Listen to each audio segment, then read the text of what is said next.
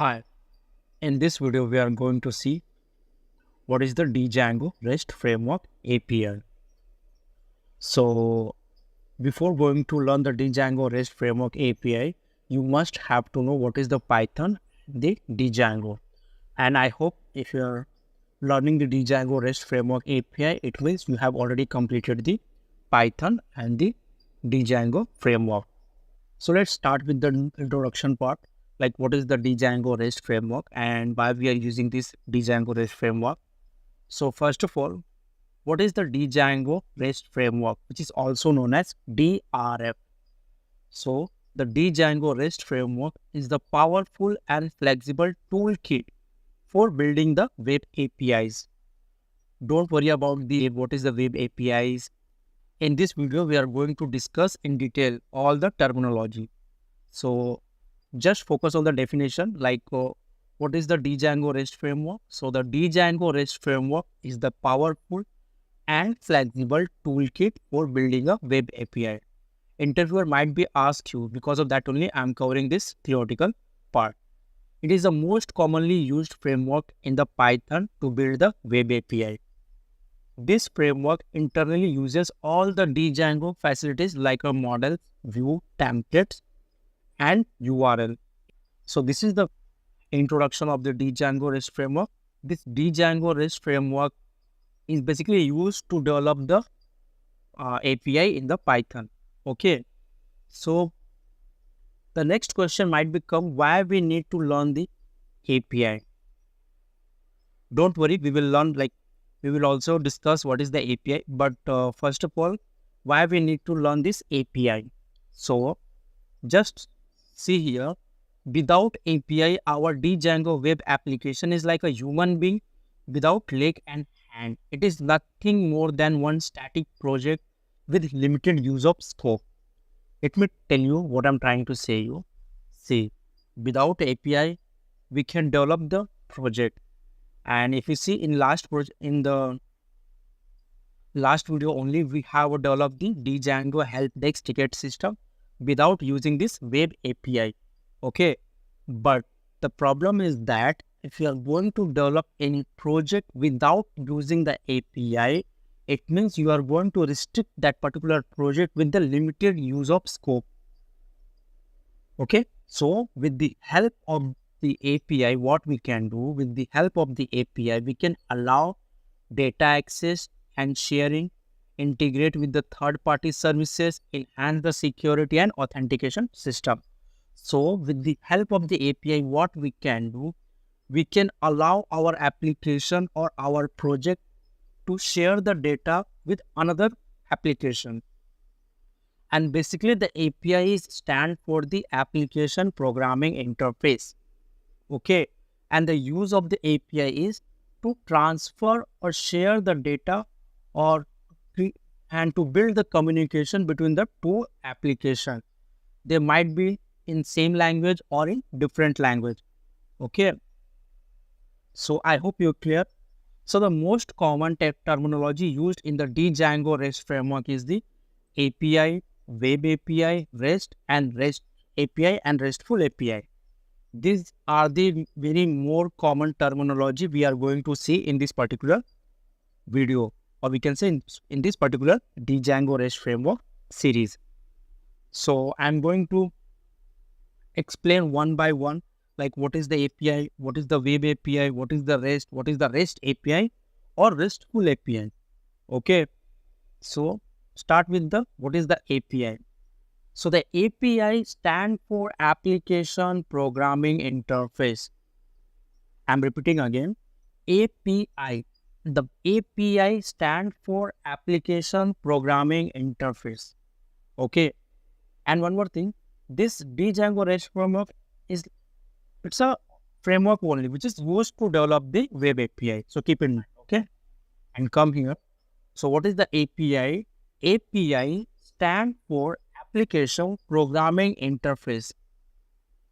And what is the use of this API? So here you can see an API used for communication, and in bracket I have written data sharing between two applications. For example, by using the API, Java application can communicate with Python application. Or don't think like that, only Java application can communicate with the Python application. No, any application written in any language can communicate with another application with the help of the API. I hope I'm clear. So the API stand for Application Programming Interface, and API used for building the communication between the two applications. And when I'm saying the communication, exactly what? So the communication between the application is nothing but the sharing the data. Okay, so keep in mind, when I'm using the word communication, it means they are sharing the data with each other. So I hope I'm clear what is the API. So the next things, what is the web API? So the interface of communication between the user might be any application. So don't be confused what is the user.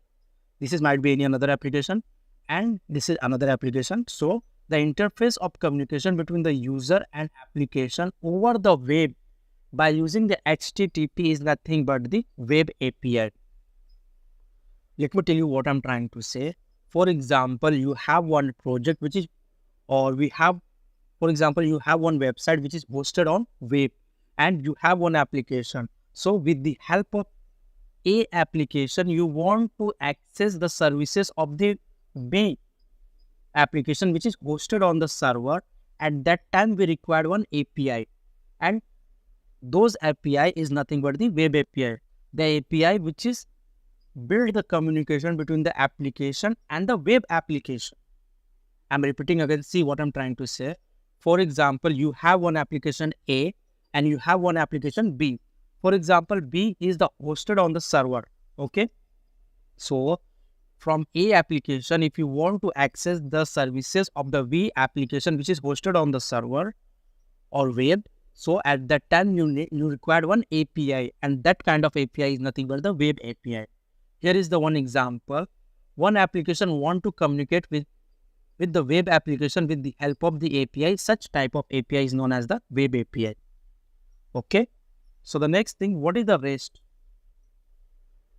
Most of the people getting confused. REST is something technology or something library or etc.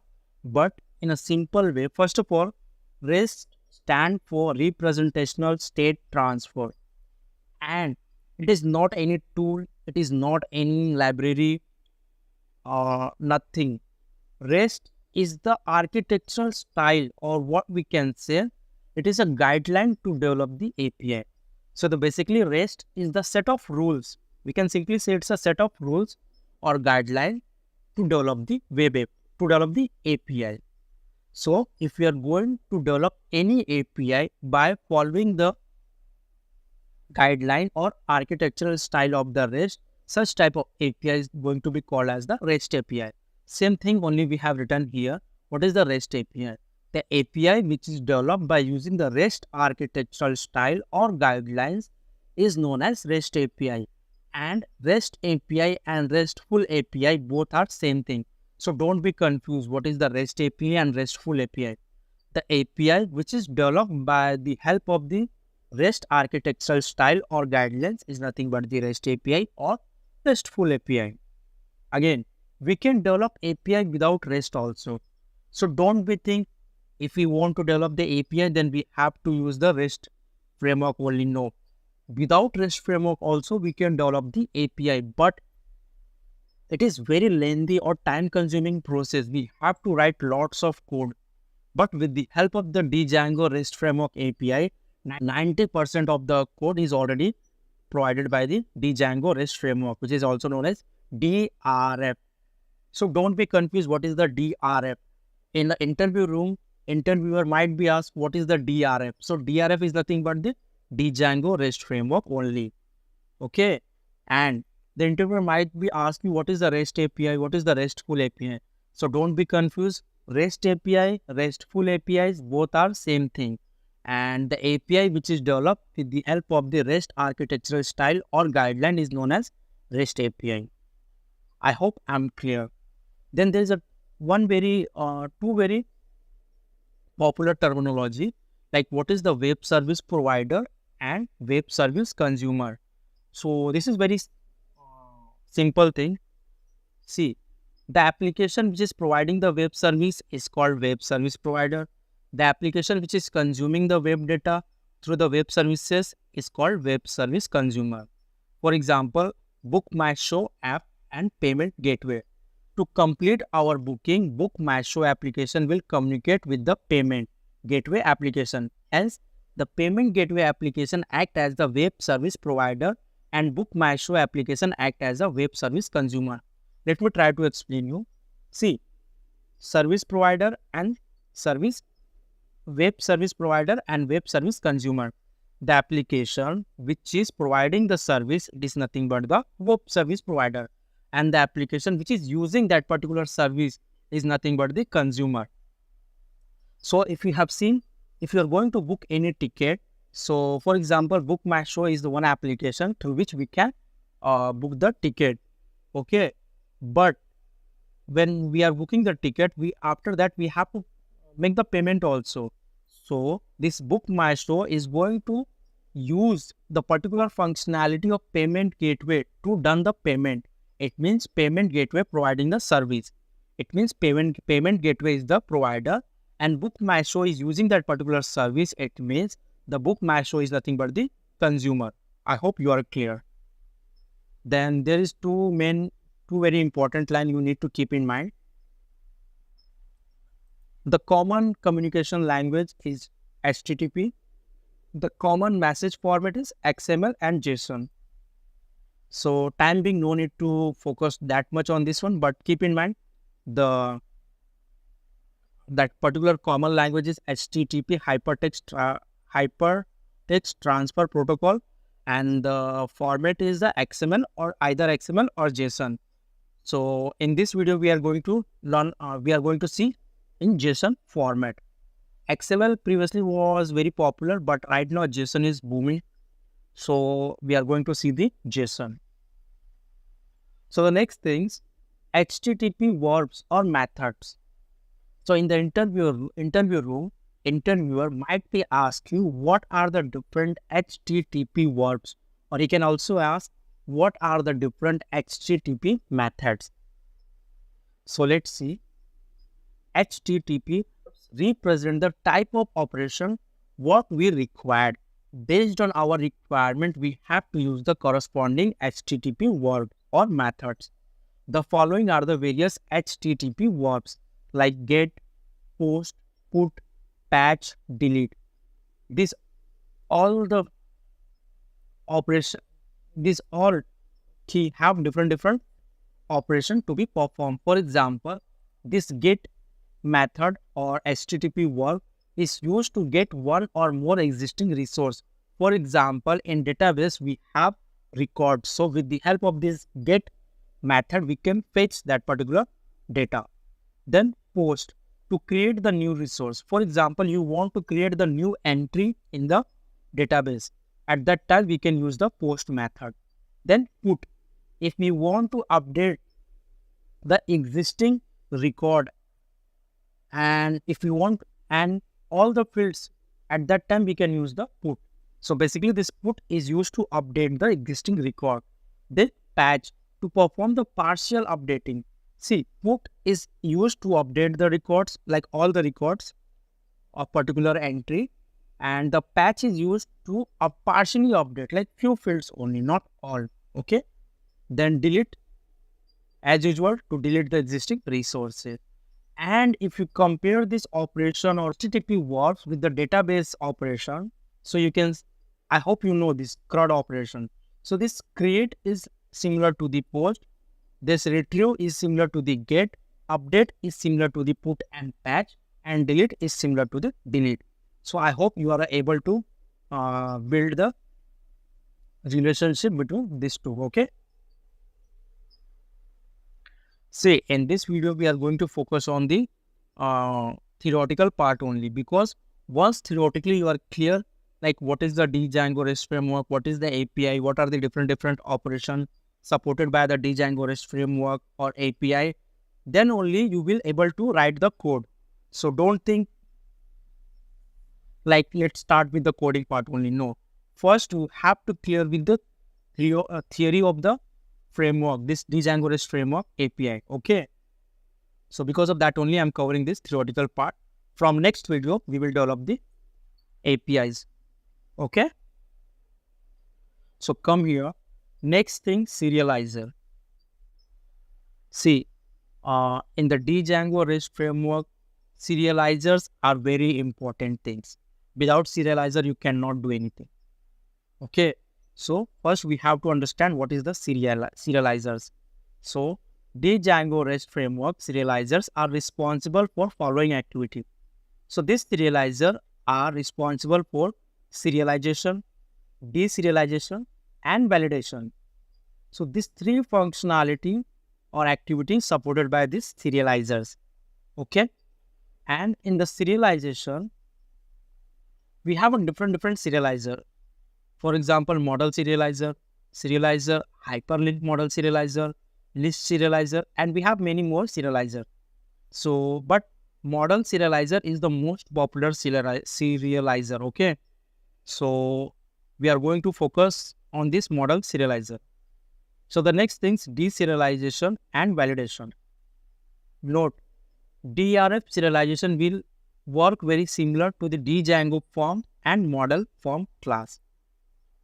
You are going to learn Django REST framework. Okay, it means you have already know the Django framework. So you are aware. So it means you are also aware with this Django forms and model form. So same thing I have trying to explain here. These serializers will work very similar to the Django forms and model forms. It means if you know how to create the Django form and model form, it means you are able to create the serializer also. It is very similar to this one. Okay. So theoretically, what is the serialization? See, pay attention. This is most important concept, serialization, deserialization. Okay. Because entire API development is depend on these things only. This is the base of the API development. Okay, so kindly pay attention. What is the serialization? So interviewer might be ask you, what is the serialization? So see here, the process of converting the complex object like model object and query set to the Python native data type like a dictionary is called serialization. I know most of the people not getting what I'm trying to say. I'm repeating again. The process of converting complex object like model object. We know what is the model object because we have already created model object in the Django framework many times. Okay, and query set. See, in simple word, let me tell you. For example, you have one model table. Okay, or in your Django framework. So the particular, for example, there you have 10 records. For example, you have a name, address, city of the student, and you have a 10 record for different student. Okay. So one particular record is nothing but called as the object. I'm repeating again. For example, you have a 10 records of the student. So for if you're going to fetch one record, which is nothing but going to be called as the object. And if you're going to fetch more than one record, it is nothing but going to be called as the query set. So keep in mind, model object have only one record, query set having more than one record. So the process of converting the complex object like a model object and the query set to the Python native data type like a dictionary is called serialization. Okay, I hope I'm clear. The main advantage of converting into the Python native data type is we can convert or render very easily to the JSON or XML. Okay, as I told you in this particular series, we are going to see the JSON only. So let me remove the XML. And let me tell you, Python dictionary data type is 99% similar to the JSON data type. There is a one very slightly difference between the JSON data type and the Python dictionary. So if we are able to convert the complex data model object and query set to the dictionary, and dictionary is nothing but the inbuilt data type which is supported by the Python and Python. Okay, and as I told you, dictionary is the very similar, or we can say 99% similar to the JSON format. So it is very easy from the dictionary to convert into the JSON. So because of that only, we are using the serialization. So I'm repeating again, the process of converting complex data model object and query set into the dictionary is called serialization. And why we are converting into dictionary? Only because at last we have to convert that particular data into the JSON format, and Python dictionary is 99% similar to the JSON object. Okay, and why we need to convert into the JSON only? Because if you see here, the API is going to use the common message format is either XML or JSON. And as I told you, in the Django REST Framework API, I'm going to use the JSON format. So because of that only, we are doing this serialization. And one more thing, if you remember, I have told you any application which is written in any language can communicate with another application which is written in any another language, irrespective of language. Okay, so Python application can communicate with the Java application. Java application can communicate with the C++ application. Any application can communicate with any another application, but the message formatting or the way they are communicating, or you can say the language they are communicating, is the common. They only share the data in the JSON format or XML format. Okay, it means if you have a Java application and you have an application in a Python, and you want to build a communication between these two different applications, so you have to send the message in the JSON format only, or XML format also you can use. See, I'm not going to repeat again and again XML because I'm trying to focus on the JSON only. Okay, so keep in mind. So as I told you, JSON is the language which is understandable by all the programming language or application which is written in either C++, Java, Python, .NET, whatever.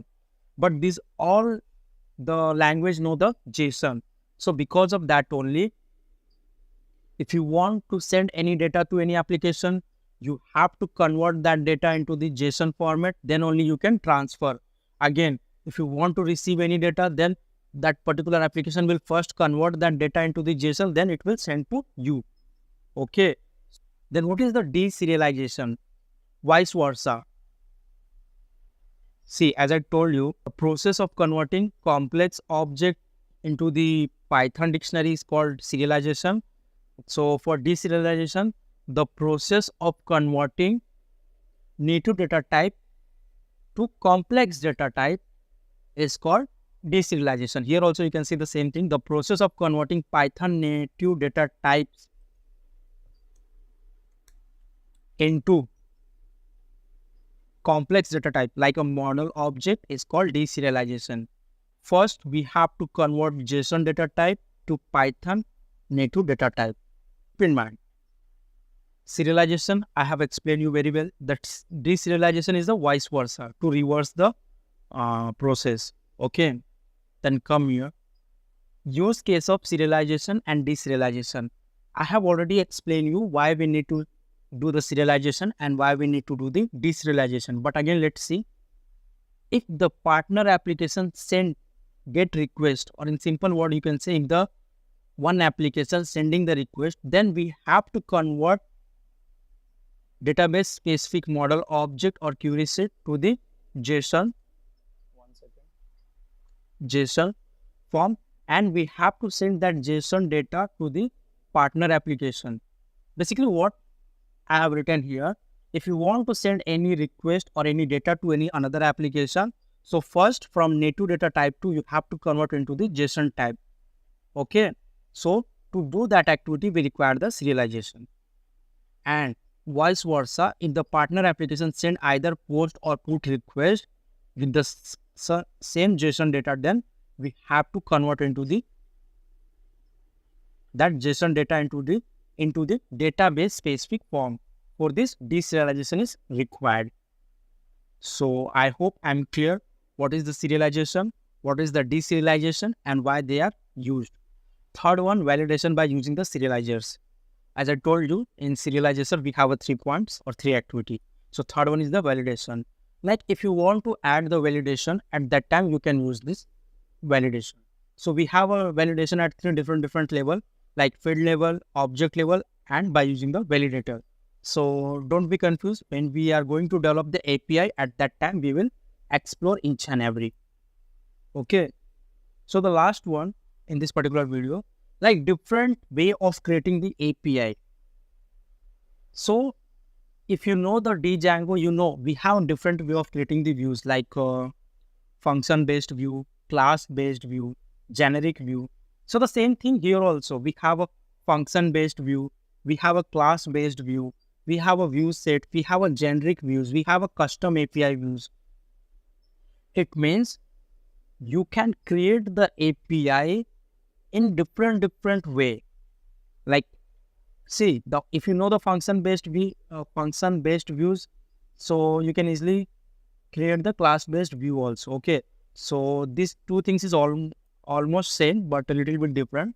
So don't worry. And this view set and generic view have some inbuilt functionalities. So that will also we are going to be explored during the practical session.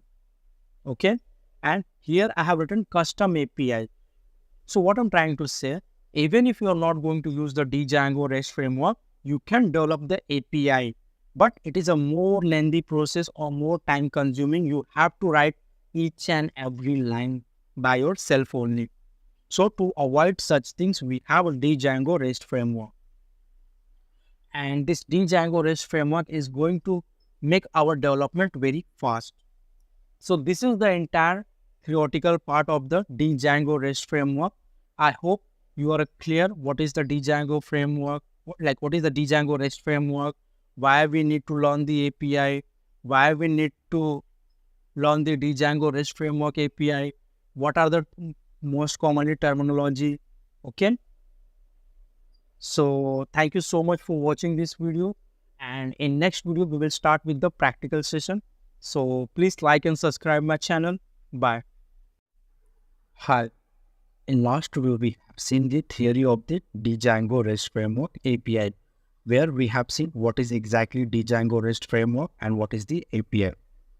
In this video, we are going to implement the API with the help of the function-based views. Okay. If you see here in last video, I have mentioned that there are different ways of creating the APIs, like function-based views, class-based views, view sets, generic views, custom APIs. And these are the different ways how we can create the API. So as I told you, in this video, we are going to follow the function-based views. But before going to implement the API with the help of the function-based views, we have to understand what is this function-based views and what are the features which is provided by the function-based view. So based on that only, you can decide whether you have to go with the function-based views or other views like class-based view, view set, generic view, custom view. It's depend as per your requirement. So you have to must clear like what functionality, which kind of view is providing. So as I told you, in this video, we are going to see the function-based view. So what is the function-based view? So basically a function-based view in Django REST framework provide a more straightforward way to build the API by using the standard Django views. See, this function-based view is nothing but the ordinary view only, which is we are using in the Django framework. Okay, don't be confused this function-based view and the whatever function-based view we have used in the Django project, it's a different. No, it is the same thing only. Okay, so instead of a class-based view, we are using the function-based view. Here are some key points about function-based API views in Django REST framework. So the first point came in the mind when we have to use the these function-based views. So for a simple API, we can use the function-based view. If you know it's a very straightforward requirement, then you can go with the function-based views. When you don't need the complexity of the class-based view, then also you can go with the function-based views. And as I told you, straightforward requirement also you can go with the function-based view. So overall, basically what I'm trying to say, when you have to implement the API in a straightforward way, or you can say you not require that much complexity, so you can simply go with the function-based views. Okay, what are the limitations of this one? Less structure compared to the class-based view. Basically what happened, we can write more complicated or more complex logic or a code in the class-based views, which is where we cannot write in the function-based view. So same thing here I have mentioned, less structure compared to the class-based views, harder to scale for the complex application. If you have any application which is written in a very complicated logic, at that time you have to go with the class-based view. But if you have a project which is written in a very straightforward way, you can go with the function-based view. Okay, and the reusability of the function-based view is very less as compared to the class-based views. Okay, because in the class we will get different type of functionality, like for example inheritance. So the function-based view are ideal for a smaller, simple API and provide the initial to entry point for the beginner learner. Okay. So these are the few points you must know before going to learn the function-based views API. So let's start. So I will start from the scratch. So simply do one thing.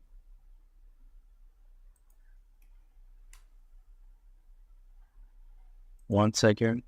Then let you navigate to the desktop. I want to create one empty folder over the desktop. You can create folder anywhere as per your requirement. So in my case, I'm going to create over the desktop. So because of that only, I'm navigating to the desktop. Now I'm inside the desktop. Here I want to create one empty folder. So the command to create the empty folder is mkdir. See one thing, you can simply go to the desktop and right click and create one new folder. Okay, not required. It is not mandatory you have to do like this only, no. But it is a cool way I'm doing. But even if you want, you can simply go to the desktop and right click and create one new folder. Okay. So mkdir is the command to create the folder. So here I need to give the folder name. For example, I'm giving drf, enter. Now let me go inside the drf. Now I'm inside the drf folder. Okay.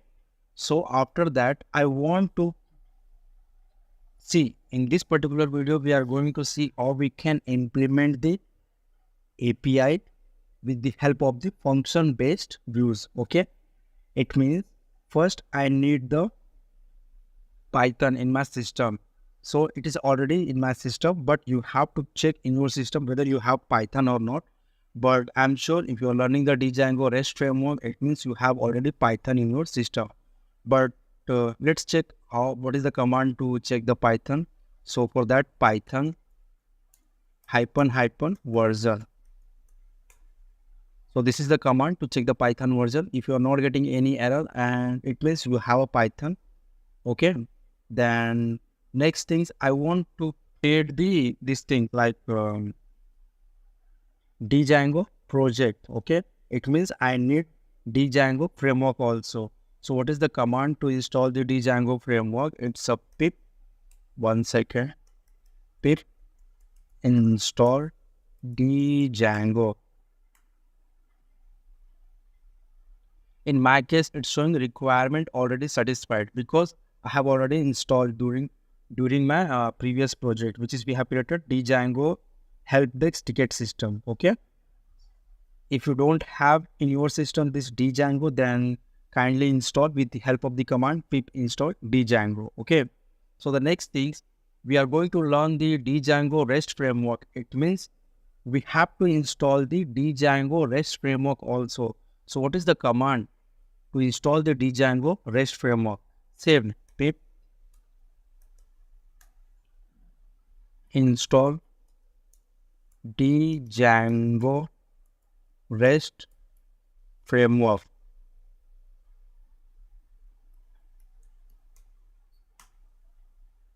See, it's showing requirement already satisfied because I have already installed it. Okay. If you don't have, then kindly install with the help of this command. It means before going to learn the Django REST framework APIs, it is highly mandatory. You know the Python, you know the Django framework. Then only you can learn the Django REST framework. Okay. And this is the things you have to install in your system before going to learn the Django REST framework. So the next things, I'm going to create the Django project. So what is the command to create the Django project? This is a Python -m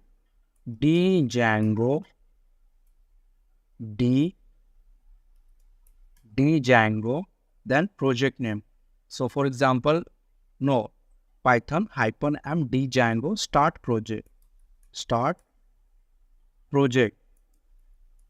Then we have to specify the project name. So for example, in my case, I'm going to give the name API because we are going to learn the API. Enter. Okay, now we are inside our project. Next, we have to go inside the project. So what is the project name? API. Okay. After creating the project, we have to create the application. See, these things already we have learned during the Django framework. Okay. So I hope you remember these things. We are doing the same thing only. So the next things we have to create the application. So what is the command to create the application? Python manage.py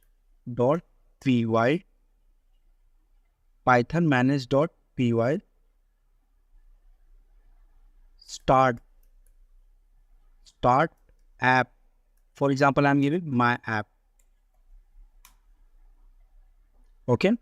So the next things, I have to run this project, but before going to run this project, okay, let it be run. Let's first run it. Okay. So what is the command to run? The Python manage.py run server.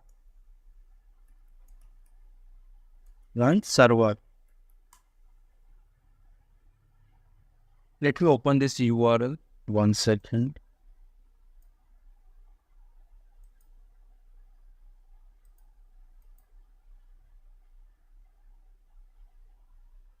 If you are getting this page, it means you have successfully created the Django project. Okay. But we are learning Django REST framework. Okay. So what is the difference we have to do here? Come here. Open the VS Code. So this is the project what we have created. Okay. It's showing here. Let me open it. Our project name is API. And this is our application name. Okay. Then go to the settings.py file. First, what we have to do, as usual, if you remember, when we are creating any application, we have to register that application inside the installed app. Where is the installed app? 1 second. Here. Simply come here, then single quote, then register our application. So what is our application name? My app. Okay. Next things, we have to register the REST framework also. Okay. So REST underscore framework.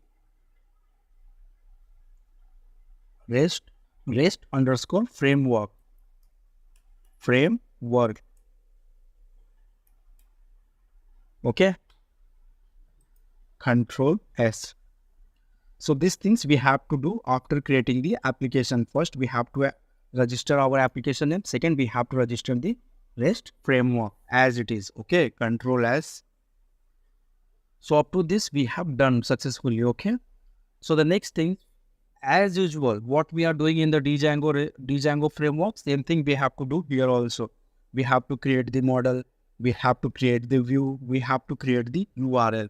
Along with that, we have to create the one serializer.py file also. Okay, if you have seen my last video, there I have already explained you what is the serializer exactly. Okay, so first of all, I'm going to create one models.py file. So where is my app? Come here inside the models.py file. I want to create the model. So what model basically I want? For example, I'm giving class name, and for example, I'm giving what we can say student data. Okay. Then as usual, we have to inherit models.model, and this one should be capital.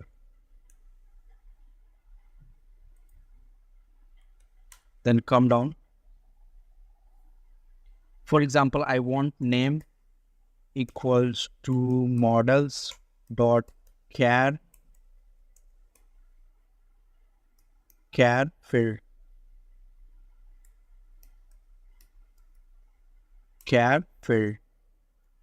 Then here we need to define the max length, max underscore length. For example, equals to 100. Then come down, then simply copy this one, then paste here. And for example, this one address. Okay, then again come down. For example, I want state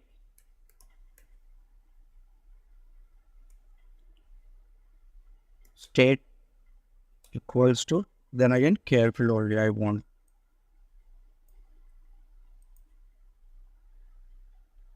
So basically I have created one model, and the model name is the student data, and I have inherited this one from the model class.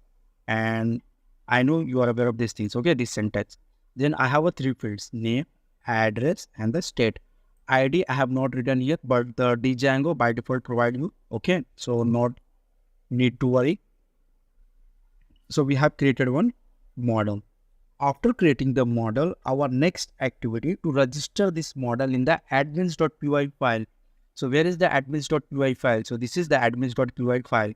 So come here. First of all, we have to import this one. So you can see this admin.py file and model.py file, both are in the same folder, which is my app. So it means from current directory, then models import, then we have to specify the model name. So come here, this is our model. Okay, come here, then paste here. Then here we have to create one admin class. So for example, I'm creating one class, and the giving name is student admin. You can give any name, not mandatory like you have to give the same thing. No, you can give any name. Then here admin dot model admin, we have to inherit this class. Okay, then colon, then come down. Then here we have to display all the fields which is we want to display in the admin page. So for that we have a list underscore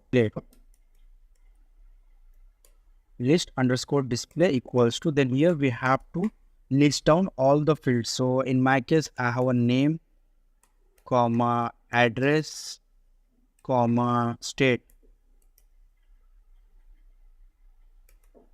Okay, and this should be also in the single quote. And if you forgot, you can come here and you can see here. Okay, same thing you have to write there also. So these are the fields which is I want to display in the admin section. Okay, admin section. Okay, then come down. We have to do admin dot site dot register. Admin dot site dot register. Then here we have to specify the name of the, then come down. We have to specify the model name. So for example, I'm giving models dot model. Then here we have to specify the model name. So come here, this is our model. Okay, then here we have to specify the model. So our model name is the student data. Simply copy this one, paste here, comma our admin class name, paste here, and this should be outside the class. Control S. So this is the syntax to create the admin class and how you can register. So here you have to mention the name of the model. Okay, Control S. So we have created the model class. After that, we have registered that model in the admins.py file. Okay, these two things is done. If you come here in the browser and let me go to the, but the problem is that we don't have any admin user. So even we go to the admin page, we cannot log in. Okay, 1 second. Let me check here. Come here. What is showing? 1 second. Let me run that two magical command, which is I'm always repeating, Python manage.py make migration.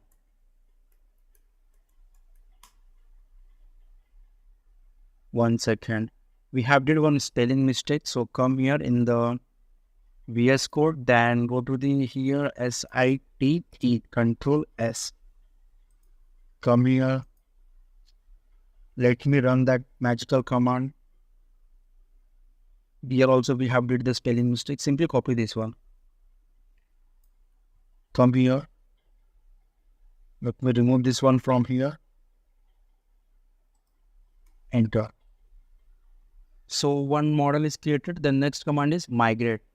See, I'm repeating again. This make migration is used to generate the SQL query and migrate is used to execute that SQL query. Okay, then run server.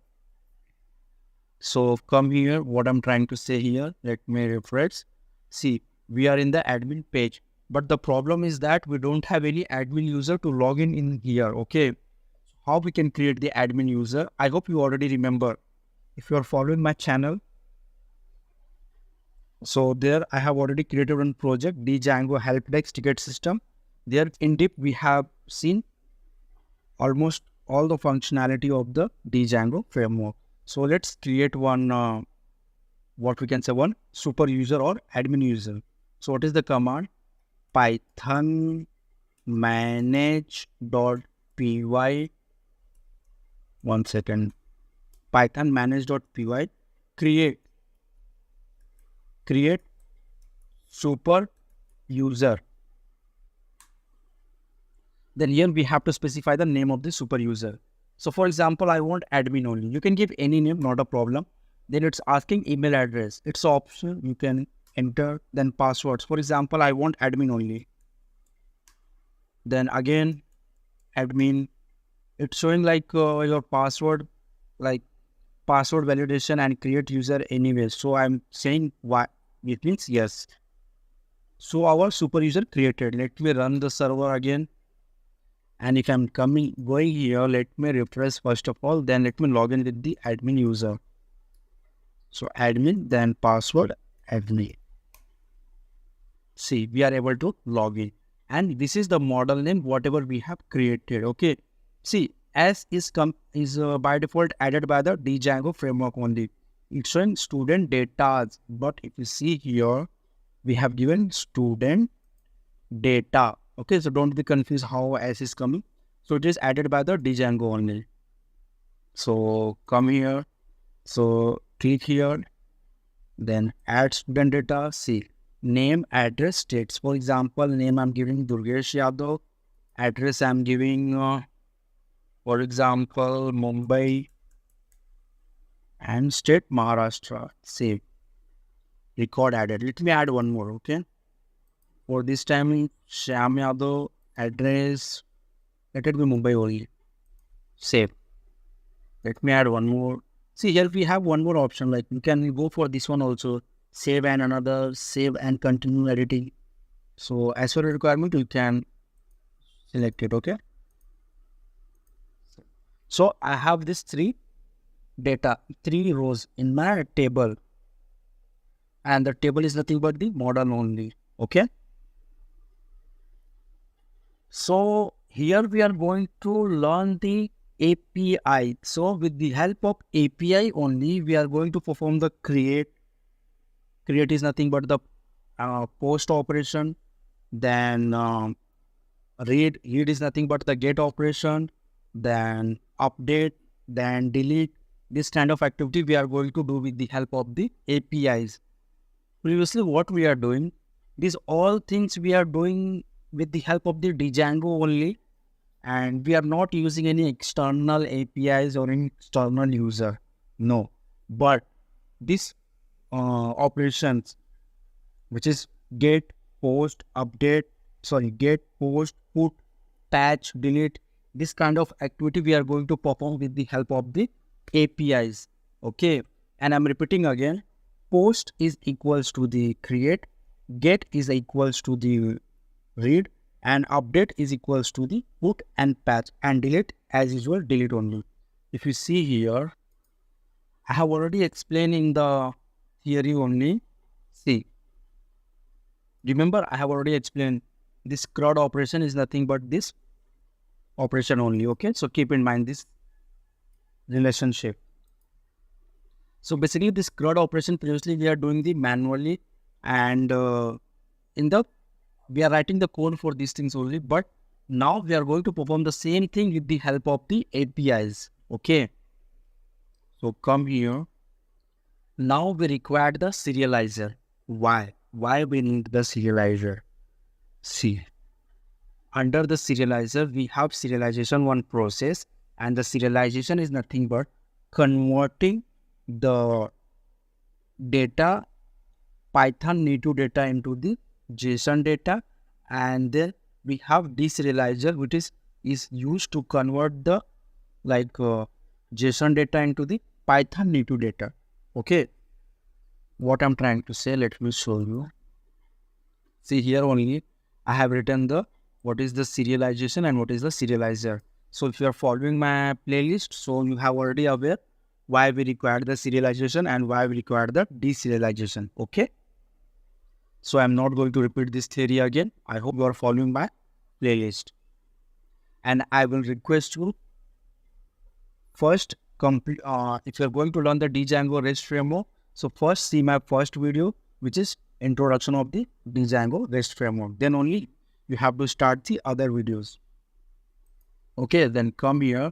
So we required the serializer.py file. So what you can do, come here, right click, then new file, then give name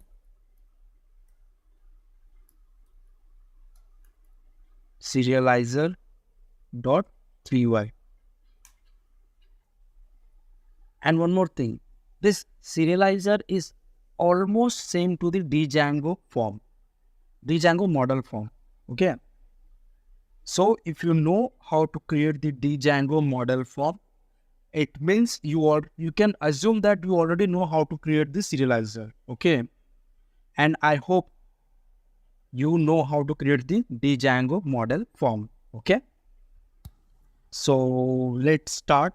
So this serializer.py file is nothing but going to be use this models.py model name. Okay, this model is going to be used this model. So what you can do, simply come here and copy this line, paste here. But right now this serializer.py file is the ordinary file, so we have to make it like an actual serializer file. So what we have to do, from REST framework we have to import the serializers, this one. Okay, so you have to do like the same only, from REST_framework import the serializers. Here I have given the name serializer, and it will rename it. It is not a problem. You can give this whatever name you want, but let me correct it. Okay, so we have imported the serializer and we have imported the student data model. Come here. As I told you, if you know how to create the Django model form, so you can assume it, you know how to create the serializer. So the same thing, class, then you have to give the name You can give any name. For example, I'm giving a student. So basically this serializer I'm going to use for the student model. So I'm giving student, then serializer. Simply copy this one, paste here. Okay. Remember, one second, let me show you. Simply copy this one. Serializers dot model serializer. See, I hope you remember the same way we are writing like a forms dot model form. Correct? Same thing here only. We have written enter. Then class meta. Class, then meta, sorry, class meta. Then come here, models equals to, here we have to specify the model name. So this is our model, student data. Simply copy this one and paste here. And it is a coding standard. Always maintain the space after the these operators. Okay. Even if you are not going to maintain any space, not a problem. But if you remember, there is a one guideline, the Python enhancement proposal one guideline. Under that guideline, it's mentioned always maintain the space after the operators. Okay, control. And here it's the models, not models. Okay, control S. Then enter. Then fields equals to. So here we have to specify the which field you want. So for example, I want all. So hyphen all hyphen. Fine. If you want to include only few specific, then you can simply inside the square bracket you can give the name. Okay, but I want all, so because of that only I have written all. Control S. See, that much easy to create the serializer. I hope this syntax you have already familiar in the model form. Okay. Because of that only, in my theory video also, I have mentioned somewhere, Django REST Framework serializers will work very similar to the Django forms and model form classes. And if you see here, this is very similar code what we have did during the model form. So keep in mind very clearly, if you know how to create the model form, it means you know how to create the serializer. That much easy is the API. Control S. Let me repeat once again. See, these models, we already know how to create the models. It means we have not did any new things here. Okay. This admin also we know how to register this admin. It means here also we have not did any new thing. In the settings.py also we know after creating the application we have to register that application. So this is also not a new thing. The only new things we have did this, we have added REST_framework, correct? And we have created the serializers.py file. So only these two things we have did new as compared to what we are doing generally in the Django project, correct? Control S. So next things we have to create the views. So where is the views.py file? Come here. Here we have to create the views. But what kind of views we have to create? Class-based view, function-based view, generic view, view API set, custom views, whatever. So as I told you in the beginning of this video, in this particular video, we are going to see how we can develop the API with the help of the function-based views. Okay. So let's start. But before going to start, we have to import few libraries. So let's start first that one, then we will create the views. So the first of all, in this view, I'm going to use this serializer. This is the serializer name. And I'm going to use the model. So first of all, let me import these two things from that dot. Why I'm using the dot? Dot representing the current directory. And what is the meaning of current directory? If you see in my app, we have a views.py file, we have a models.py file, we have serializers.py file. It means these all things present in the same directory. So with the help of weekend dot, we can access that things. Even if you are going to add, give the name, it is okay. Okay. So from the current directory, then models. What I want to import. What I want to import. So I want to import this model. Copy this one. Come here. Paste here. Sorry. Simply copy this one. Paste here and let me remove these things. Same. Copy this entire thing. Paste here. Then from this, now I want serializer. So come here, simply copy this one. Then come here, paste here, and it's present in. Simply copy these things, paste here. Let me correct the name. Okay, let me check name serializers. Okay, correct only. Control S. So I have imported my model and my serializer from the respective files. Okay, but let me tell you one thing. Here we are going to follow the function based views approach. Okay, so Django REST framework provide inbuilt support for that things.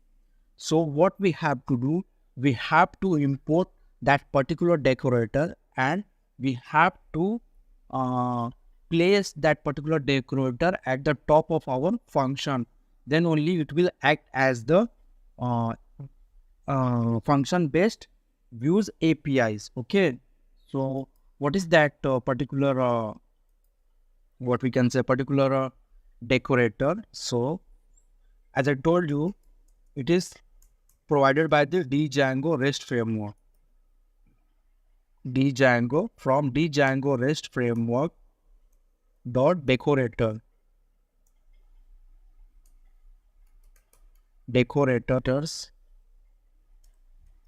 import API underscore view from REST framework dot decorators import API view. So this is the decorator. We have to simply place that decorator top of the our function. Okay, then it will act as the API. That's it. This entire thing provided by the Django REST framework only. See, that much easy. I hope this two line you already know. Okay, what is the exact meaning of this thing? The only things we have to import this one. Okay, then come here. There are a few more libraries we required. For example, response and status code also. And if you don't know what is the status code, so let me tell you.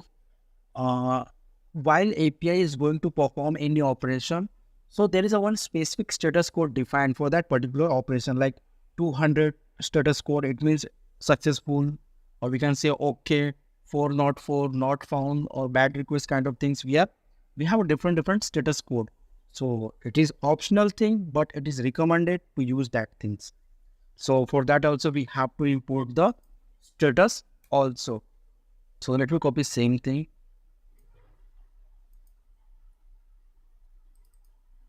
Import status.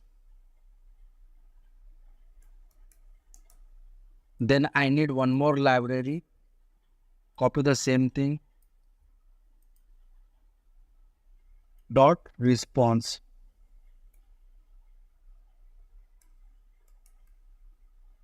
Import response.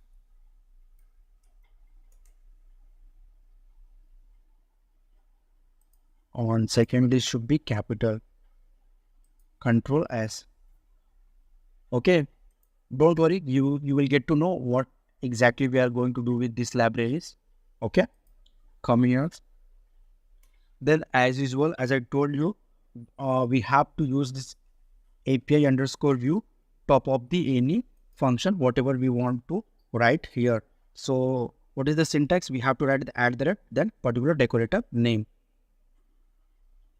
Then here we have to specify the operation, what we are going to perform with this particular view. So first one, I am going to perform the get operation. So simply type get. Come down. Then as usual, whatever you have did during the learning of the Django framework, same thing you have to follow here. So for example, def is the keyword to create any function. So here I want to give the name, for example, get underscore API. Okay. Then come here, then as usual, default parameter request. Forget you are learning the REST framework. No, simply keep in mind you are doing the this thing only, Django framework only kind of things. Come here. Okay. So you have created one function and function name is the get underscore API. It means this is the get API. See, these things you have to write as it is, and these things also. But here you can give any name, and here you have to give the request. Okay. So this is the variable, you can give anything here, but these things are the fixed things. Come here, then come down. Now what I want. So first of all, I want to fetch the data from the model. So for example, I'm giving my underscore data, one variable I'm taking, then models. So here we have to give the model name. What is our model name? For example, you forgot your model name. You can see here, student data is your model. Models dot object dot or. It means I want my all the data which is present in this particular model. And how many data, how many entries we have in this particular model? So if you come here, you can see 3. 1, 2, 3. Then come here. So the all things I have fetched from this model and I have stored in this particular variable. Okay. And I hope you found this one very similar what we are doing in the Django framework only. Then come down. Then take one variable. For example, I'm taking serializers only. Simply come here. Take one variable, serializer equals to. Then here you have to specify your serializer name. So for this particular model, what is the serializer you are using? So for this student data model, I have created one serializer, student serializer. Then how you can say for this model, this is the serializer only? Because if you come here, you can see in models, I have written that model name. It means this particular serializer is linked with this particular model.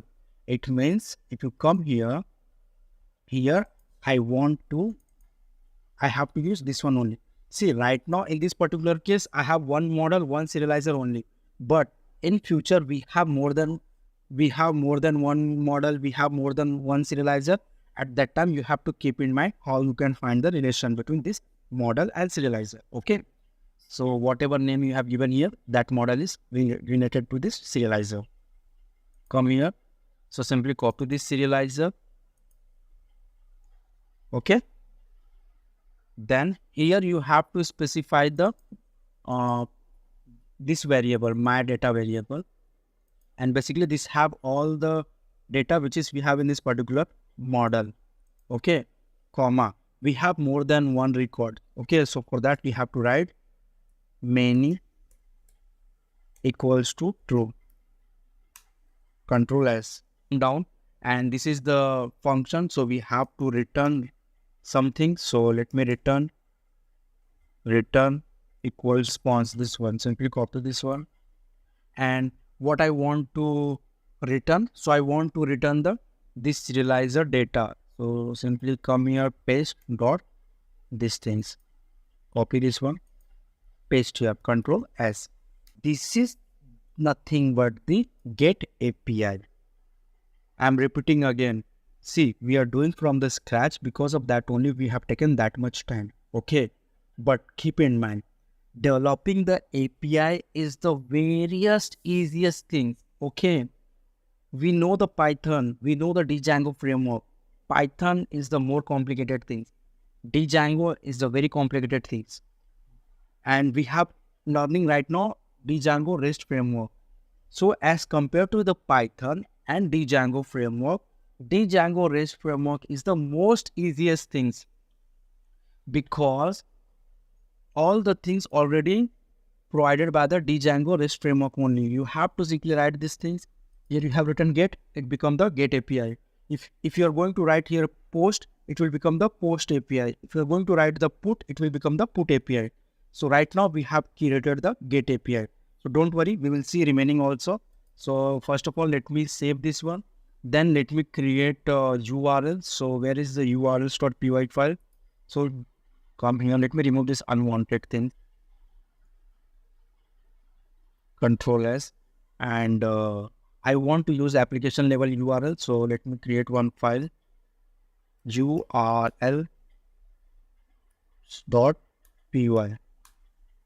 Okay, then simply come here, copy this entire things, paste here.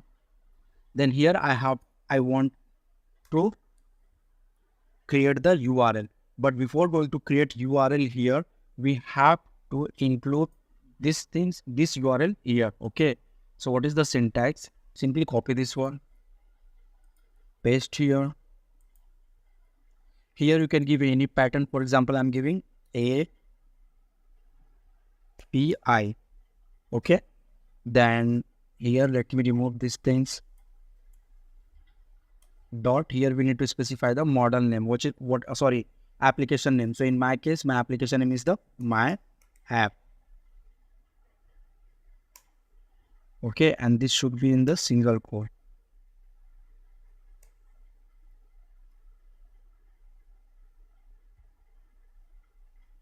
Oh, sorry. And here we need to write include. Include. And before going to use the include, we have to import the include. Control S. See, here you can give any pattern, but here you have to give the name of the application. So here you can see in my case, it's a my app. Okay, dot URL. Control S. This one done. Then come here. Then here we have to create the pattern. Okay. So simply copy these things. Come here. Then here, for example, this is for the get. So I want to give get. Then here we have to give the name of the function. So what is the function name? So come here in the views, get API is the name of the function. So come here, paste here.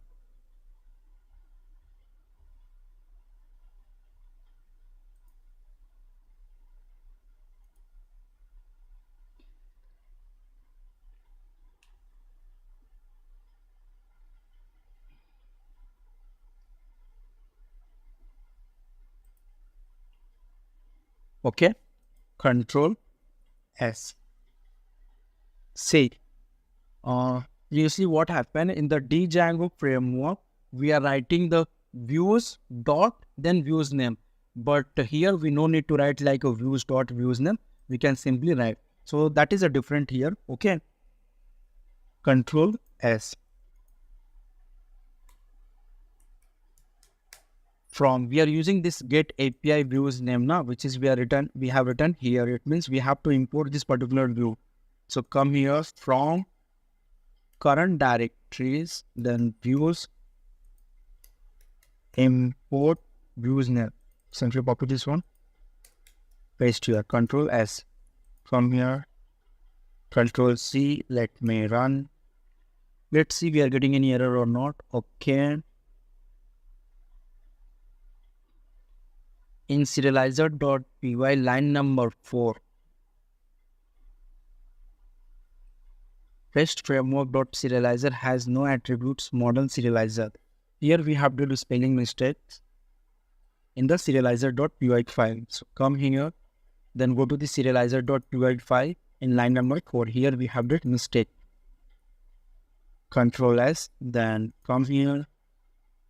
Let me run again. Now what error we are getting? In urls.py file line number 8, we are getting error.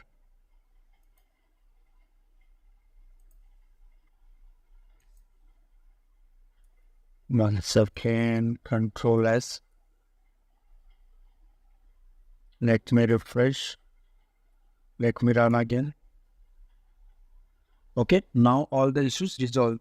Okay, so let you copy this URL, then come here, let me paste here. Okay, now we have to follow this pattern. So come here, slash. Okay, now I want to perform the get operation, so I need to follow this pattern. See, this is the way you have to go to the particular API. When serializer is passed a data keyword argument, then before, okay, 1 second, come here in the views. Let me remove these things, Control S. Okay, then come here, let me refresh.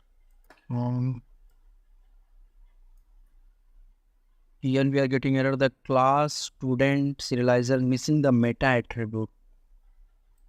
Come here in the serializers.py file, class meta. Sorry for that, we have did one mistake. Here should be capital M. I'm really sorry for that. So come here, let me refresh. Finally, our get API is working. So the basically get API we have written for the get the data means read the data. So we have a 3 records, Durgesh, Shyam and Ram. And the same data I have already shown you in the Django admin page only. Let me copy this entire thing and let me open here. And not this one. For example, I want this admin. So come here, see, we have a 3 data. Let me delete one. Right. Okay, I'm sure. Now I have a 2 data only, Sham and Durgesh. Let me come here, let me refresh. See, I have 2 data only. See, don't think this this Python or this Django project we have in this system and we are hitting the URL in this particular system only. Because of that only we are getting the data. No. Once we host our Django project over this server and it is live, so at that time when we are going to hit this URL with any system, at that time we will get the data.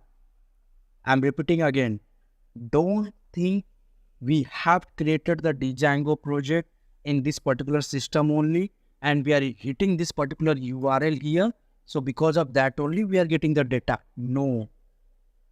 If you are doing the same thing, then why we require the API, correct? So basically why API came in the picture, just assume you have created one Django project and it is up and running and you have deployed over the server. Okay, it's a live.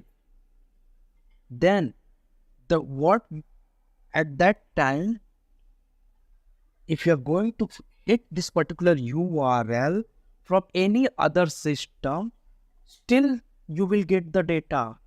That is the beauty of the API. Okay. Keep in mind, I have repeated 2 times exactly what we are doing here. Okay.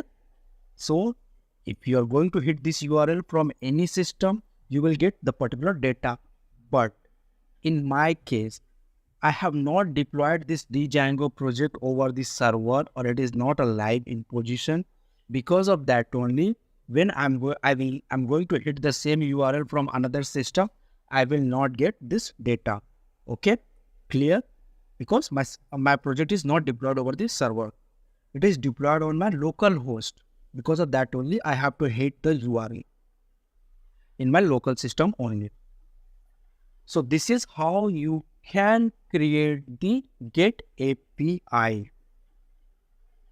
Okay, so next we are going to see how we can write the post API. Basically this get API is used to get the data, but the post API is used to create the data. And here we have 2 different options. In JSON, in API. Right now it is showing in API format. If you want in the JSON, click here. See, this is showing on the JSON. So the next we are going to see the how we can create the post API. But before going to implement the post API, I want to show you exactly how much code we have written related to the API. In settings.py file, we have added this one line which is related to the API. In the models, we have not did anything which is related to the API. This is related to the Django framework only. Then serializers.py file. This is what we have did which is related to the Django API. Okay. And this is almost similar to the Django model form. In the views, what we have did, we have written this one line. Remaining thing as usual. Here is nothing that much things. Okay. This is similar. What we have did, we have captured all the data and stored in the particular variable. Then we have map that data particulars with the particular serializer. That things only. Okay. And in the URL also, we have not did anything extra. Only the things we have removed the views, because if you remember, we are writing views dot then views name, but here we have directly written the views name. That things only. See, that much easy is the API development. Now you can say you know how to develop the get API. Next, we are going to see how we can develop the post API. Okay, so let's start. Hi. In last video up to get API we have seen. Okay. Now next we are going to see how we can write the code for the post API. But before going to start, please like and subscribe my channel. Yeah. So let's start. So the basically get API we have seen. Okay. And as I told you, we are going to see the post API. Post API is nothing but is going to be used to create the data. Okay.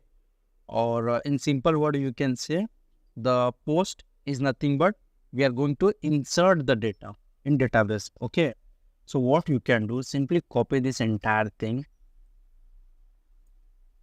Copy this one, come here, paste. Let me change the name. As I told you, we are going to perform the post operation. So because of that only, we need to write post. Okay. In place of get, we require post. And here also, I have to change the name. So for example, post. Okay. Then I don't require this one because in this case, I don't want to fetch the data from the model. Okay. So because of that only, I don't require this one. So come here. Then this one. As I told you, I'm going to create the data with the help of the API in my database. Okay. So here I have written same thing. Serializer equals to student serializer. I have to mention the serializer name, and the serializer name should be the name of the serializer who link with that particular model in which you want to insert the data. See, in my case, I have only one serializer and one model. So because of that only, the confusion is very less. But in future, might be chance you have more than one serializer and more than one model. So keep in mind. So you have to write the name of the serializer of the particular model in which you want to insert the data. Okay. So same thing here, I have written the student serializer. Okay. Then my data, let me remove this one because right now we don't have any field like that. And this one also. And this student serializer have a attribute like data. And data equals to, you have to specify the which data you want. So basically this request is going to be a carry one data. So come here, paste here dot data. Okay. Then come here, let me enter. Now here I'm going to validate the data. If the data is valid, then only you have to save this particular serializer. So what we can do, if serializer dot is underscore valid. Okay, then come down. 1 second. Come down. So if the serializer, and this serializer is nothing but this one. Okay. So if the serializer is the valid, then come down, then serializer dot save, same thing. Simply copy this one, paste here, dot save. Okay, Control S. 1 second. Yeah. See, that much easy. Okay, what I have did, see, we have simply renamed this one. Okay, and this was simply we have added this line. Okay, then if the serializer is a valid, then serializer dot save. Okay, and return response serializer dot data. Okay, if the serializer is not valid, then you can return the error also. Okay, so let me show you how you can return the error if it is not a valid serializer or not a valid data in that particular scenario. So what we can do, so first of all, let me maintain the indentation, then simply copy this one, then come here. 1 second. So return response. Here basically we are returning the data. If there is any error, simply return the error. Errors. Okay, that's it. Control S. Now we have to create the URL for this post API. So what you can do, simply copy this one, then come here. 1 second. Where is our URL? Come here. First of all, let me import our view here. Then let me copy this one. Come down. Let me paste. 1 second.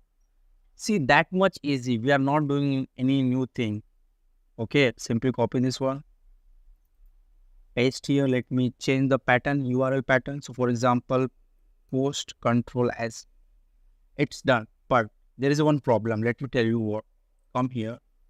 If you remember, if we are going to insert any data through the form, at that time we are using the CSRF token. Okay, but when we are using the APIs to insert the data, at that time we have to bypass that CSRF token. So for that we have one decorator. Exam CSRF is the name of that particular decorator. So first, let me import that particular decorator. Let me copy this one. And let me paste here. And here we have to modify .csrf. Okay, and let me remove this one. Port csrf underscore exam. Okay, Control S, then come here. Then here we have to use that particular CSRF or particular decorator. So simply come here, and what we need to do, first of all, let me add one space. So the syntax to use any decorator, simply add that, then the name of the decorator. Okay, that's it. Control S. So keep in mind why we have did this thing, because when in the Django, when we are going to create or insert any data, at that time we have to pass the CSRF token. If you remember in the views in the Django framework, we are doing like that. Okay, but when we are doing with the API, so we don't have any forms to insert the data. So because of that, only to bypass that things, we are using this decorator at the rate CSRF underscore exam. Okay, Control S. Then let me come here. Let me see whether it's working or not. No module name, reset Django framework, decorator is not a package. 1 second. Views.py file, line number 3. Come here. What here I have did mistake. 1 second. Let me correct it. From Django underscore view dot decorators dot CSRF we have to do. Okay, so keep in mind this one. Control S. Then come here. Now it's up and running. Let me open the browser.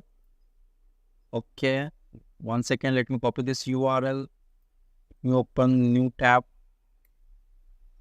So this is the path we need to follow. Simply copy this one. Then come here. Slash paste. Then okay. Then copy this one. Okay.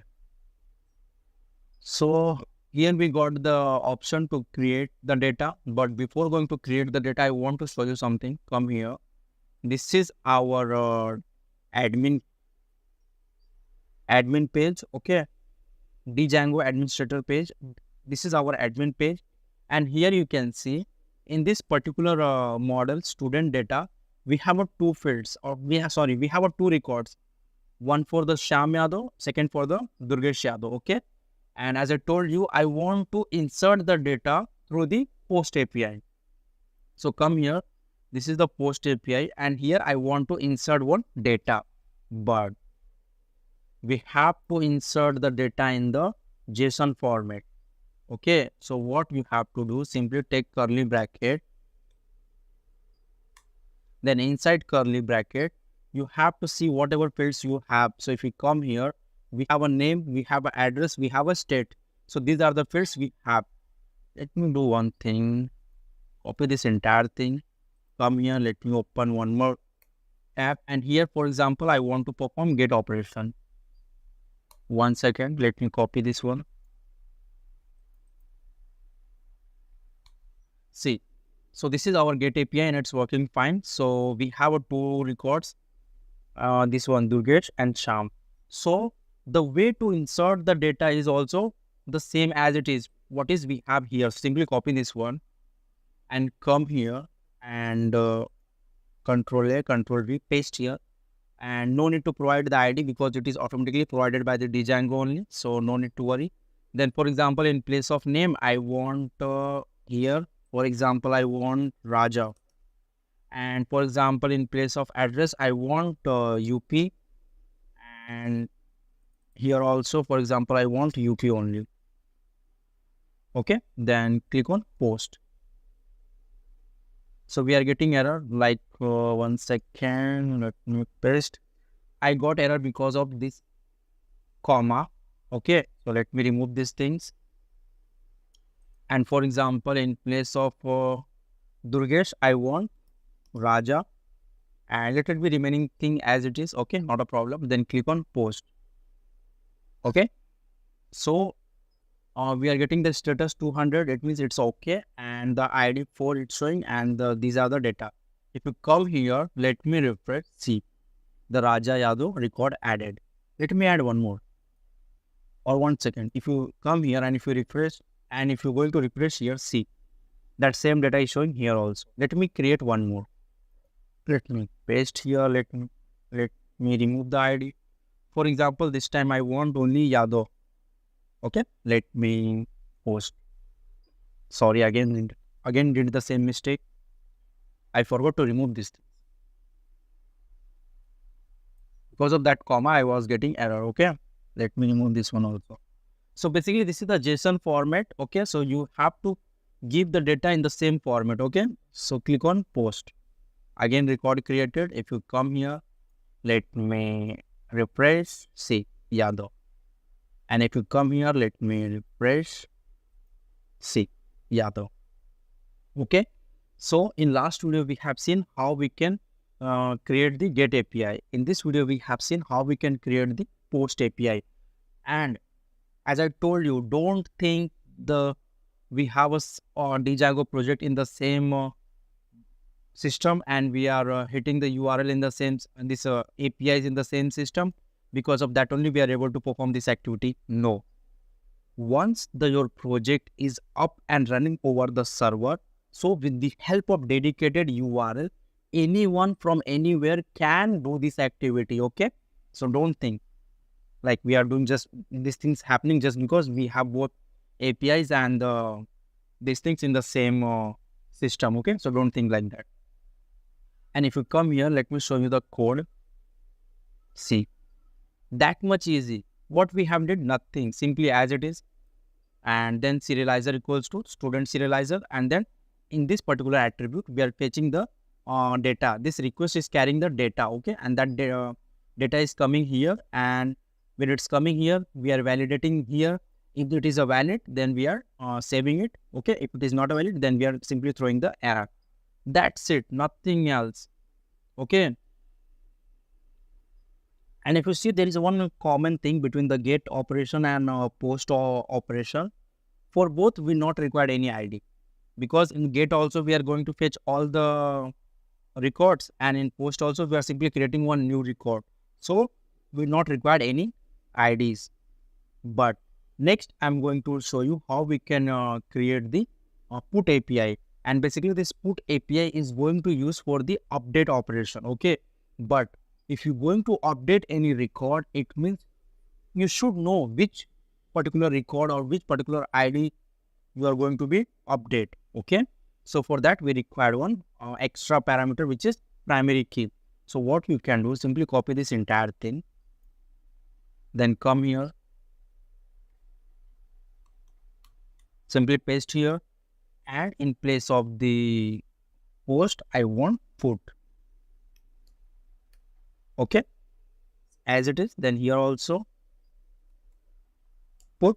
Okay, then let me first, okay, then same as it is, okay, but I need one ID, so because of that only ID, one extra parameter. Okay, because as I told you, if you want to update any record, you should know the ID of that particular record, then only you can update. So because of that only I have written ID. Okay, Control S, then come down.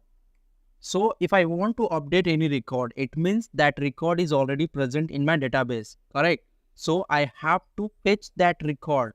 So what is the way to fetch that record? Okay, so simply take one variable. For example, I'm taking, for example, stu equals to, then I have to specify the model name. So what is our model name? So if you come here, see, student data is our model name. So come here, student dot objects dot get. Okay, and what record we want? So we want to fetch the record which is we are going to pass through the this one. So primary key equals to ID. So I want to fetch the record which is similar to the whatever we are going to pass in the URL. Okay, so I hope this you are familiar with this syntax. Like, this is the way to fetch any record. So which record you want, whatever ID we are going to pass in the URL. Okay, then simply copy this one and come here, pass here. That's it. Okay, remaining thing as it is, no need to do any changes. Okay, Control S, that's it. Our put API is ready. What we have did, as I told you, if you want to update any record, we require that particular ID. So because of that only, we have taken one ID extra para attribute, and with the help of this ID, we are going to fetch that same record from the database. Because if you are going to update any record, it means that data is that particular record is already available in our database or in our model. So the same thing we have did, we have stored in this particular object, in this particular variable, and here we have passed that particular variable. That's it. Remaining thing as it is, from here to here, same as it is. Okay, Control S, then go to the URLs, come here, simply copy this one, come down, paste here, and if you using the if you are using the put API, so you have to import that one. Simply come here, copy this one, come here, paste here, then here should be 1 second. Okay, but along with that, I want to pass the ID also, because based on ID only I want to update the record. So here we have to pass the ID. Similarly, what we are doing in the Django project also. Okay, so the same thing we have to do here also. So come here, then take this one, then int, then ID. Okay, Control S. That's it. Let me check the server, it's running or not. It's running. Let me come here. Okay, so come here. First of all, let me refresh. So basically, I'm going to update here. So for example, here ID is not showing. Okay, so let me do one thing. Come here, go to the admins.py file, and let me register, provide ID column also. Control S. Then come here, let me refresh. Okay, now ID is also showing. So for example, I want to update this ID 5. So what is the way to update? So come here, let me copy this one. Let me open the new tab, paste here. Okay, but this time I don't want this. I want put. But along with put, you have to pass the ID also, because if you see the URL of the put, 1 second, let me show you. See, you have given int id. So you have to pass the id also, slash, for example, 5.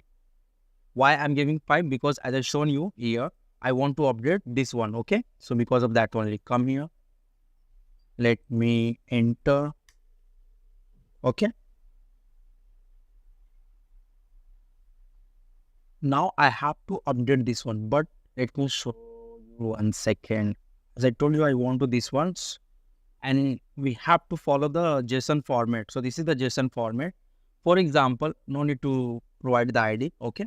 So for example, in place of Yadav, I want Y only, okay? And in place of Mumbai, I want Mum only. Let me update this one, okay? So I have updated the name, address, and the state. Let me click on put. I got the 200 OK status. It means our record is updated successfully. Let me come here and refresh. See, for the ID 5, the data is updated. But there is a one twist. In APIs, there is a patch also. So basically the put is going to be used when you are going to be update completely data, all complete data. At that time, you can use the put. But when you want to partially update, like you only want to update 1 or 2 field, you don't want to update entire field. At that time, you can use the patch. I hope you clear with the put, okay? So get, post, put, we have clear, okay? As I told you, we have a patch also. If you want to update partially, then you can go with the patch.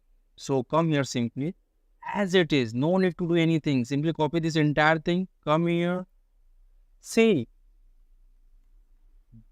API is the various easy thing, okay? So don't think I'm doing something wrong, or no, it cannot be that much easy. No.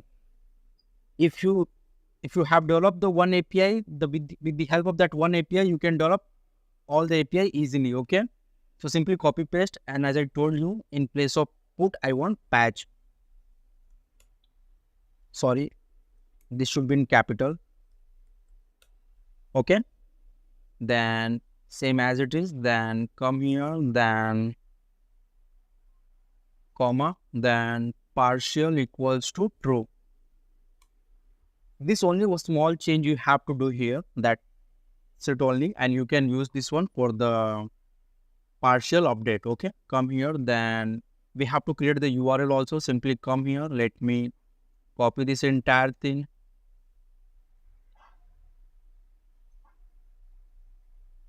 Paste here, let me correct the indentation. I hope you're enjoying. This is very easy, okay? Patch, then same as it is, Control S, then come here, let me copy this one. Then come here, let me paste here. Then let me paste here also. Oh, I have done mistake. 1 second, use. This should be patch. 1 second.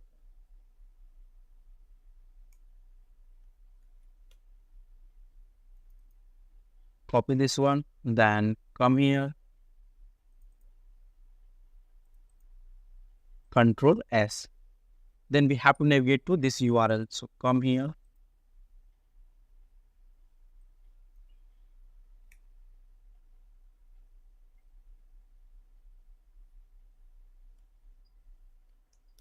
Then here also we have to specify the ID. For example, 4. Enter. So what is the data exactly in the ID 4? So let me refresh here. So in ID 4 we have Yadav, name, then address Mumbai, then state Maharashtra. So I want to update partially. It means I want to update only one or two fields of this particular record. So come here.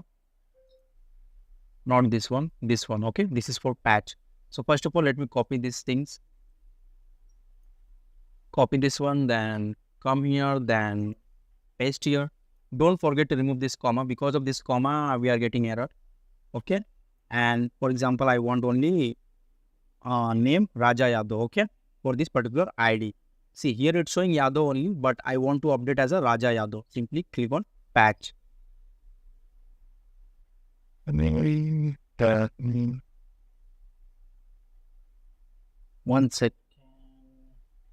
One second, I got error. Let me finish these things, okay? Sorry, I forgot to remove the comma from here also. Okay, so let me click on patch. Okay, record updated successfully. Then come here, let me refresh. See, Raja Yadav. But if you go with the this one, what we can say, this is our patch API. Let me close this one, this post, and let me copy this entire thing and go with the put, because put we are using for the fully update.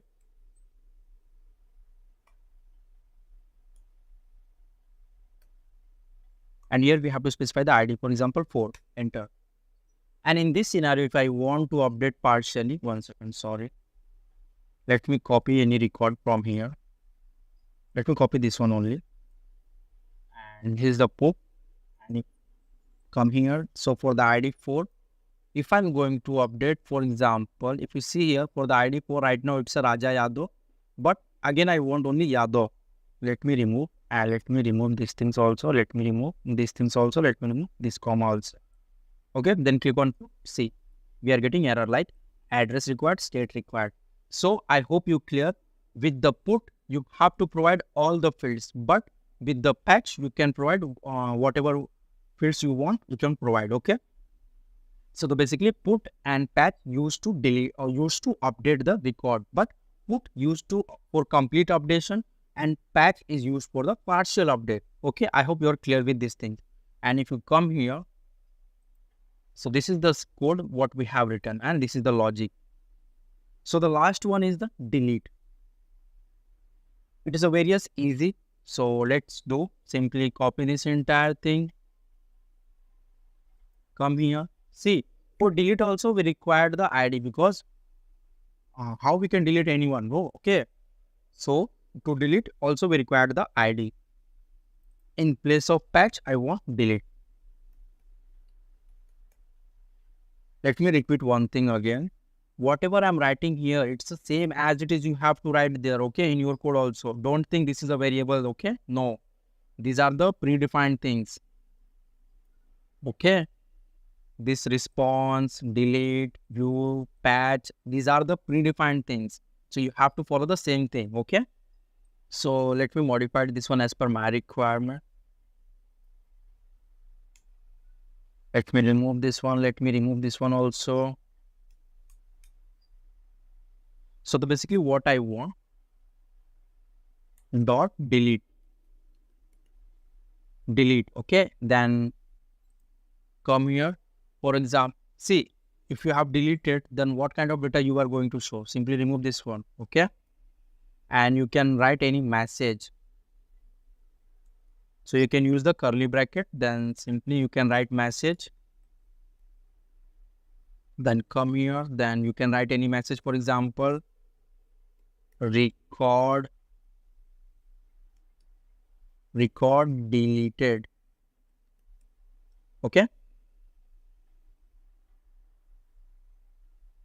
Control S, C. Only you have to write this thing, okay? Control S. But 1 second, let me rename it.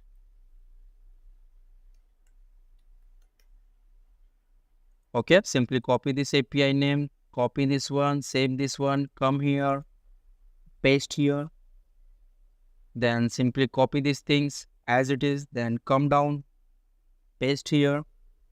Then let me rename it, simply copy this one, paste here, come here, rename the pattern. So for example, delete. Control S. Remaining thing as it is, okay? Then come here. Let me refresh, for example, this one. So if you come here, first of all, let me show you. I have 4 records, okay? So for example, I want to delete this 5th one, ID 5th. So what I can do, come here, let me go to that particular operation. So delete. And why I'm writing delete here? Because if you see here in the URL pattern, we have given this one. So come here, simply type delete, but along with delete, we have to provide the ID also. For example, I want to delete 5. Okay, let me enter. So let me click on delete. It's asking, are you sure you want to delete? Okay, delete. See, record deleted. Whatever message we have written there, it's showing here. If you come here, let me refresh. See, right now 5 is showing here. Let me refresh. See, it's not showing. I hope you're clear. Like, this is how much easy to developing the API. And let me show you the code exactly. See, 1 second. This is the code what you have did. This is for the get. This is for the post. This is for the pull. This is for patch. And this is here. You can do one more thing.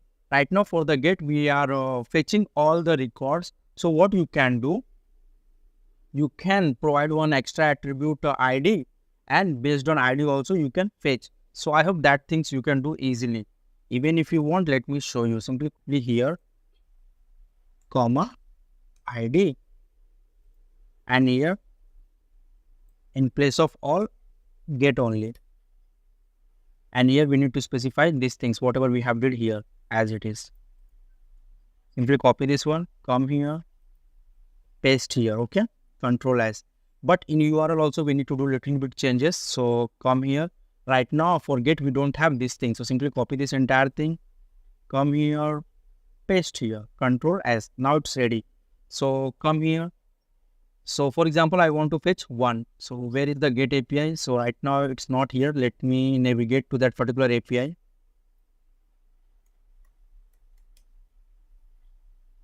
Okay, 1 second. So for get, we need to pass ID also. So let me pass ID. For example, I want 1.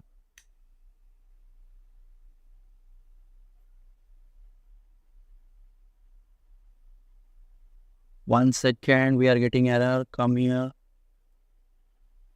Where is the API? Okay.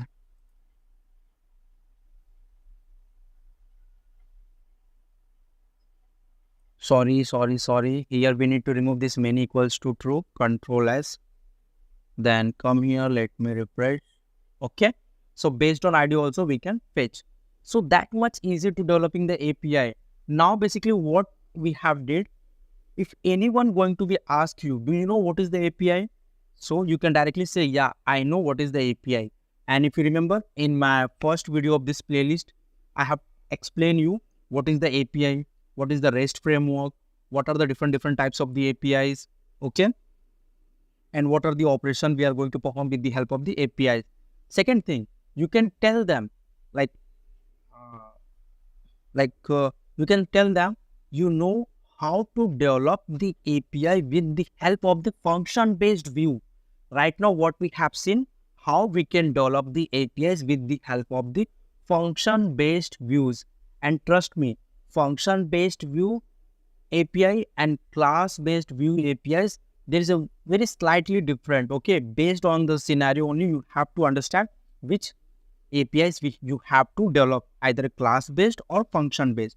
So, till now, you are able to say to the interviewer, you are able to develop the Django REST Framework API by using the function-based views, okay? So this is the things what we have developed. I hope you are clear. So thank you so much for watching this video. Please like and subscribe my channel. And in next video, we are going to see how we can develop the same functionality with the help of the class-based views, okay? And let me tell you one more thing. If you know how to develop with the function-based views, then you can easily go with the class-based views also, okay? It's a very similar approach, only the little bit difference in there, okay? So thank you so much for watching this video. Please like and subscribe my channel. Bye.